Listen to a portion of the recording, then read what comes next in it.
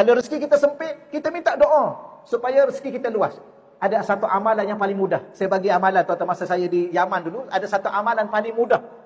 Rezeki ni kata ulama, kata Nabi, kalau kita amal yang ni, rezeki kita luas dan banyak dan melimpah pada jiran-jiran kita. Amalan paling mudah tuan-tuan. Balik rumah, bagi salam. Sama ada orang ada dalam rumah atau orang tak ada dalam rumah. Bagi salam, baca bismillahirrahmanirrahim, selawat kepada baginda Nabi sekali, baca qul huwallah sekali.